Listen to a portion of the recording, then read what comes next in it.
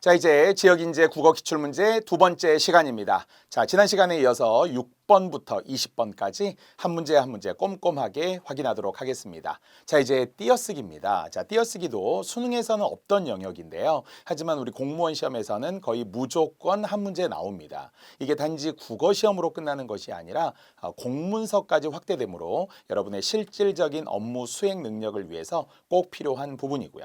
한글 맞춤법 영역으로 보면 41항부터 50항까지 전체 10개 항목에 해당이 되는데요. 결국 모든 것이 사실 띄어쓰기의 예상 문제잖아요. 여러분이 보내는 문자, 카톡, 그 외 메일에서도 간단한 글쓰기에서도 결국 띄어쓰기가 다 필요해요. 그래서 대부분 학생분들이 띄어쓰기를 어려워합니다. 왜냐하면 평생에 잘 모르는 채 굳어진 습관으로 사용했던 띄어쓰기가 이제 옳고 그름을 정해야 되잖아요. 그렇다면 우리들도 명확한 기준을 정해서 이론을 통해서 문법과 함께 공부해야지 그냥 감으로, 느낌으로 공부해서는 결코 안 됩니다. 자, 이 안에서도 중요한 내용들이 분명히 있는데요.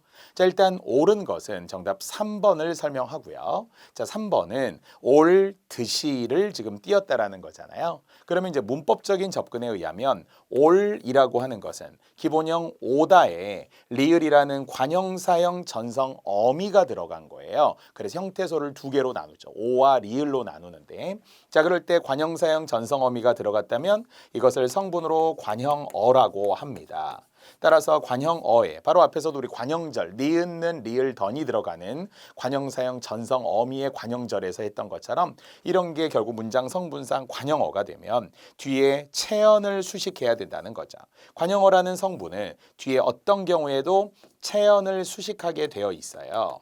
이때 체언이 뭐예요? 이 자리에서 누군가 그렇게 이야기하지는 않겠죠. 명대수, 명사, 대명사, 수사. 가장 대표적인 게 이제 명사 같은 건데요. 결국은 올 듯이 아니면 올 사람 아니면은 올 뭐 친구 이런 것처럼 뒤에 이렇게 일반적으로 명사를 꾸며주면서 반드시 띄었어야 한다라는 거죠. 관형어와 체언은 반드시 띄어 쓰는 거예요. 그래서 결국 듯이가 뭐냐? 그럼 여기서는 의존 명사가 됩니다.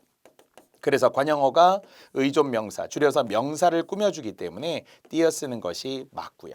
이때 듯이는 듯으로 줄이기도 합니다. 항의하러 올 듯 이렇게 올 듯이 모두 같아요. 그런데 여기서 이제 구별해야 될 것은 제가 올 듯이 이렇게 하면 이제 띄는 거라고 했지만 비슷하면서도 다른 오듯이라고 하는 게 있어요. 이제 얘를 구별할 수 있는 안목. 문법적 이해라고 했어요. 문법적 이해라고 한다면 보통은 이제 우리가 어간 뒤에 어미 아니면 관형어 뒤에 지금처럼 의존 명사 아니면은 역시 체언 뒤에 조사 이런 것들이 가장 문법적으로 자주 언급되는 띄어쓰기거든요. 그래서 오듯이는 이제 기본형 오다 어간 뒤에 바로 왔죠. 기본형 오다 뒤에 오다 오고 오듯이 하고 붙었기 때문에 이때 듯이는 어미가 되며 이럴 때는 붙였어야 한다는 거예요.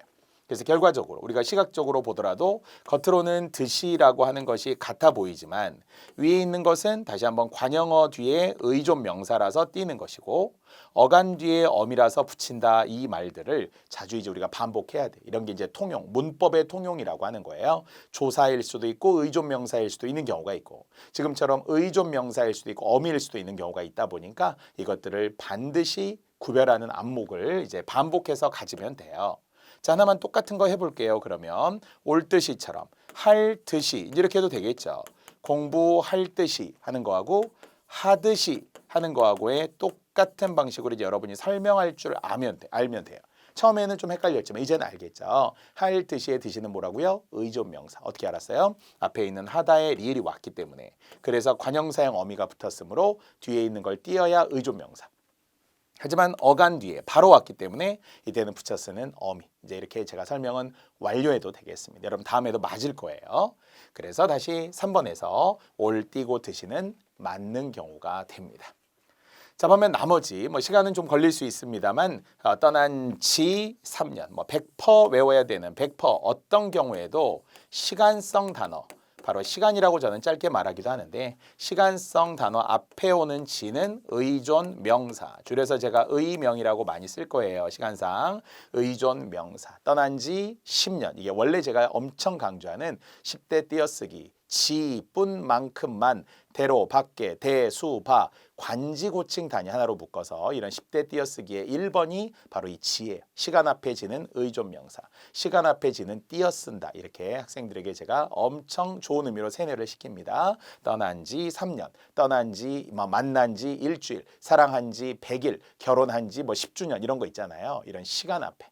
그래서 숫자가 올 수도 있고요. 떠난 지 오래, 떠난 지 한참 이렇게 시간성 단어가 오면 무조건 띄었어야 합니다.